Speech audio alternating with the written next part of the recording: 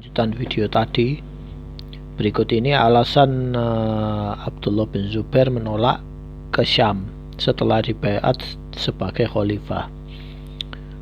Pertama, Al-Husain bukan pihak resmi saat dia menawarkan kekhalifahan kepada Abdullah bin Zubair. Dia bukan wakil dari seluruh Bani Umayyah, sekalipun dia berkata bahwa pasukan yang dia bawa adalah tokoh Syam dan pemuka mereka.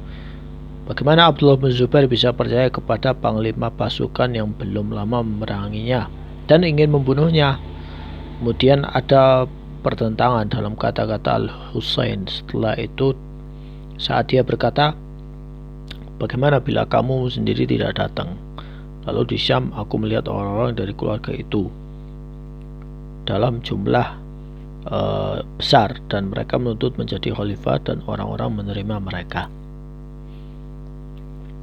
Abdullah bin Zubair rahimahullah belum paham yang dimaksud Al-Husain. Al-Husain maksudnya, saya akan membaiatmu dan kau bawa kekuatan dari Hijaz untuk ke Syam untuk melawan mereka, untuk memerangi mereka dan merebut kekuasaan di sana sebelum Bani Umayyah merebut kekuasaan tersebut. Nah, yang dimaksud Al-Husain seperti itu. Cuma Abdullah bin Zubair memahaminya lain. Dia khawatir dia akan dikhianati. Nah, alasan kedua Abdullah bin Zubair menolak yaitu orang-orang menawarkan kekhalifahan adalah salah satu panglima orang-orang Syam dalam perang Al-Harrah. Sementara di antara Abdullah bin Zubair terdapat sisa-sisa dari mereka yang meninggalkan Madinah karena sadisnya perang tersebut. Oleh karena itu Abdullah bin Zubair menjawab kata-kata Al-Husain dengan suara lantang.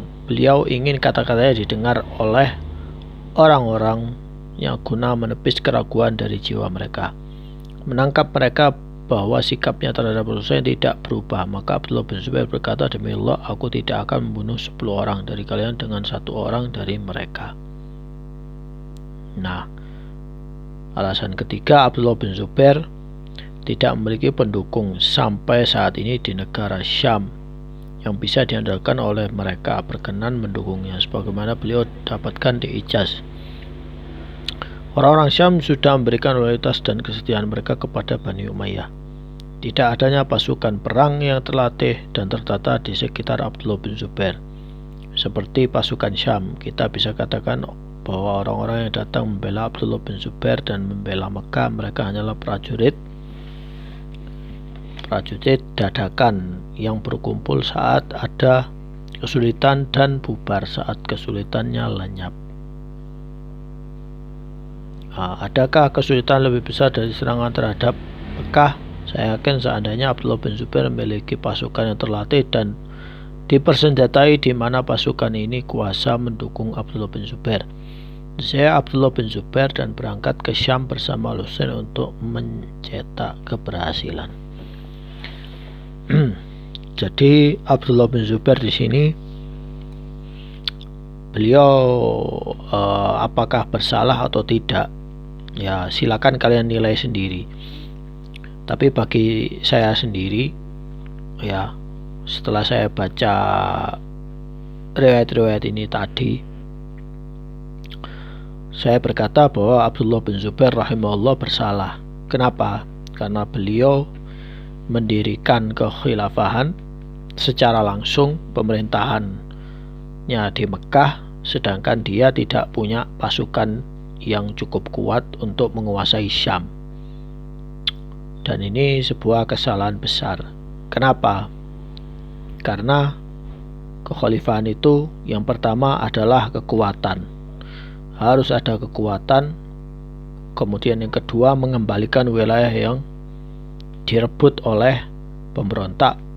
Kalau seandainya Marwan bin Hakam disebut sebagai bugot atau pemberontak. Nah, namun tulisan ini tadi mengatakan bahwa Abdullah bin Zubair tidak punya pasukan yang cukup untuk menguasai Syam, hanya menguasai Hijaz. Akhirnya Syam dipegang oleh Bani Umayyah.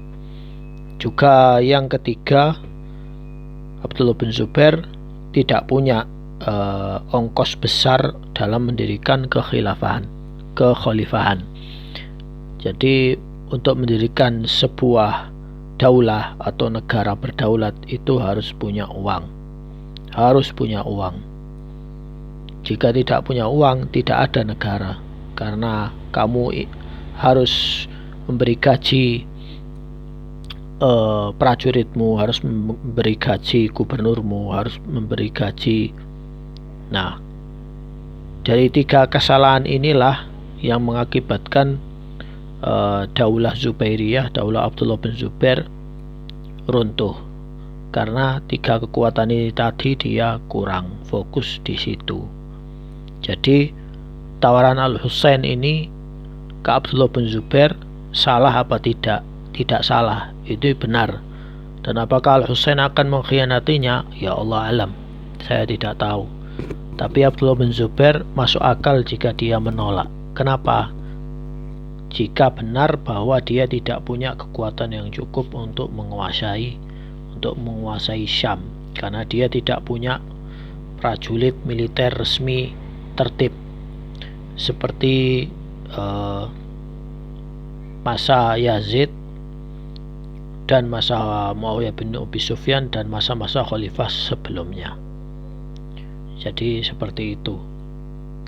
Sedikit sekali yang membaca hal-hal demikian. Jadi saya membaca dan saya memberi komentar atas tulisan ini tadi. Ini berdasarkan riwayat-riwayat dalam sejarah. Jadi secara politis semestinya Abdullah bin Zubair menguasai Syam karena Yazid bin Muawiyah meninggal. Jadi seperti itu. Namun karena alasan-alasan itu tadi, negaranya akhirnya berada di sekitar Jazirah Arab dan Hijaz saja. Padahal negara Arab di sekitar Hijaz itu SDA-nya waktu itu masih kurang. Adapun SDA-nya yang tinggi itu di daerah Irak, ya, Kufah, Basrah, kemudian Khurasan, Iran, dan Syam, serta Mesir. Lalu bagaimana dengan